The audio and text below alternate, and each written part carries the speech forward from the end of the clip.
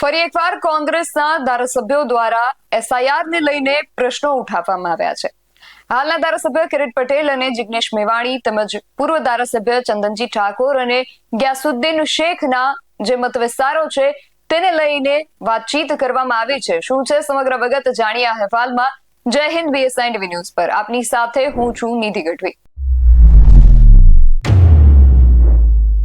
પાટણ અને સિદ્ધપુર વિધાનસભા મત વિસ્તારમાં મતદાર યાદીમાં નામ મામલે મોટા પ્રમાણમાં મતદારો સામે વાંધા રજૂ કરવામાં આવતા આ બાબતે પાટણના ધારાસભ્ય કિરીટ પટેલ અને પૂર્વ ધારાસભ્ય ચંદનજી ઠાકોર સમક્ષ રજૂઆત કરવામાં આવતા તેઓ અરજદારોને સાથે લઈને પાટણ કલેક્ટર કચેરી પહોંચી કલેક્ટર સમક્ષ રજૂઆત કરી હતી અને આવેદનપત્ર પણ આપ્યો હતો। તો જિગ્નેશ મેવાણીએ સોશિયલ મીડિયા દ્વારા આક્ષેપો કર્યા છે। બંને કોંગ્રેસી ધારાસભ્યોને સાંભળી કે તેઓ આ વિષયને લઈને શું કહી રહ્યા છે। દેશની અંદર અને રાજ્યની અંદર મતદારોને જે મતાધિકાર મળ્યા છે એને દૂષિત કરવાનો પ્રયાસ કોઈના કોઈ રીતે ભારતીય જનતા પાર્ટી દ્વારા થઈ રહ્યો છે। 1 મહિના પહેલાં પાટણના માર્કેટયાર્ડ ખાતે પાટણ વિધાનસભાના બીએલઓની મિટિંગ મળેલી, એવી જ અલગ અલગ વિધાનસભાની અંદર પણ મળી હશે, સિદ્ધપુરની અંદર પણ મળી હશે।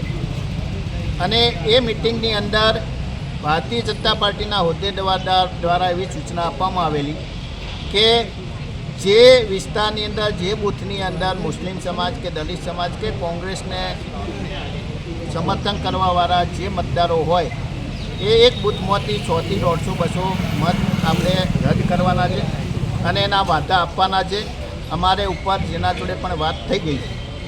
આ બાબત અમે કલેક્ટરશ્રીને 1 મહિના પહેલાં રજૂઆત કરેલી અને કલેક્ટરશ્રીને કહેલું કે આ ખોટા વાધા આવે તો એની સામે કાર્યવાહી કરવી।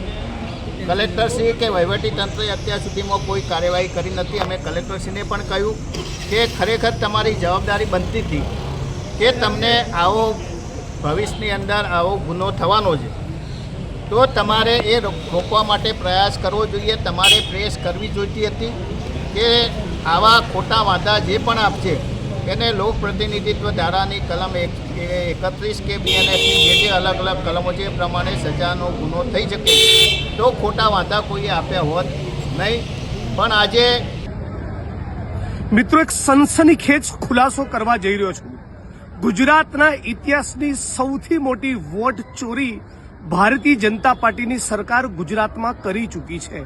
હાલમાં જે મતદાર સુધારણાનો એસઆઈઆરનો કાર્યક્રમ ચાલી રહ્યો છે એમાં કોંગ્રેસની પરંપરાગત વોટ બેંકને ટાર્ગેટ કરવાના બદઆશયથી એક મોટા રાજ્યવ્યાપી ષડયંત્રના ભાગરૂપે ગુજરાતની જનતાને લૂંટી, ગુજરાતના ટેક્સ પેયરના પૈસાને લૂંટી જે કમલમ નામના કાર્યાલયો બનાવ્યા છે ત્યાંથી બેઠા બેઠા લગભગ 14 થી 15 લાખ કોંગ્રેસને વોટ આપનારા મોટાભાગના મતદારોના નામ કમી કરવા માટે ફોર્મ નંબર 7 ભરવામાં આવ્યા છે। મારા વિધાનસભા વડગામમાં 24,000 થી વધારે લોકોની સામે એવો વાંધો લેવામાં આવ્યો છે કે એ લોકો અહીંના રહેવાસી છે જ નહીં, એમનું નામ મતદાર યાદીમાંથી કમી કરવામાં આવે। ફક્ત એક વિધાનસભામાંથી ગ્યાસુદ્દીન શેખની વિધાનસભામાંથી લગભગ 28 થી 29,000 લોકોની વિરુદ્ધમાં વાંધો લેવામાં આવ્યો છે। સુરતના લિંબાયતમાં પણ હજારો લોકોની સામે વાંધો લેવામાં આવ્યો છે। મતલબ કે ભારતીય જનતા પાર્ટીના કાર્યાલયમાં બેસી ભાજપના આગેવાન નેતાઓ અને રાજ્યની સરકારના અધિકારીઓ ભેગા મળી એક સુઆયોજિત ષડયંત્રના ભાગરૂપે લગભગ 14 થી 15 લાખ વોટર્સ એ ખરેખર વોટર છે એ છતાં તેઓ મતદાર નથી એવા ખોટા આધાર પુરાવાઓ, એવી ખોટી ફરિયાદોના આધારે એમનું નામ મતદાર યાદીમાંથી નીકળી જાય એવું મોટું ષડયંત્ર રચવામાં આવ્યું છે અને એનો હું આજે ખુલાસો કરી રહ્યો છું।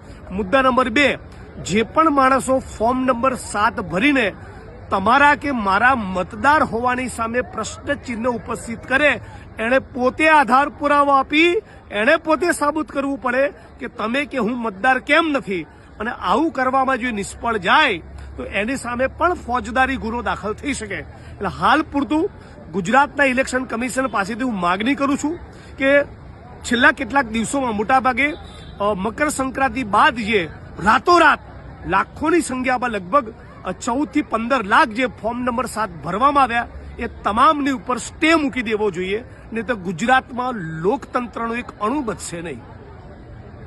એમનો આક્ષેપ છે કે ખોટા વાંધાઓ કરી મતદારોના નામ કમી કરવા ભાજપના જ કેટલાક લોકો દ્વારા આ ષડયંત્ર કરવામાં આવી રહ્યું છે.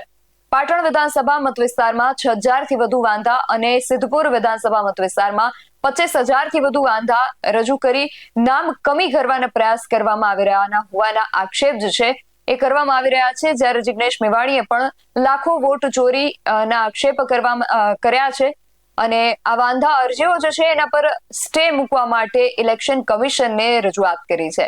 હવે જોવું એ રહ્યું કે ઇલેક્શન કમિશન આમાં આગળ જતા શું પગલાઓ લે છે. આ સમગ્ર વિષયને લઈને તમારું શું માનવું છે અમને કમેન્ટ કરીને ચોક્કસથી જણાવજો. આવા જ વધુ અહેવાલો સાથે મળતા રહીશું. તમે મારી યુટ્યુબ ચેનલને સબસ્ક્રાઇબ કરવાનું અને અમને ફેસબુક અને ઇન્સ્ટાગ્રામ પર ફોલો કરવાનું ભૂલશો નહીં. બાકી નવી અપડેટ્સ માટે આપ જોતા રહો BSI TV ન્યૂઝ. નમસ્કાર.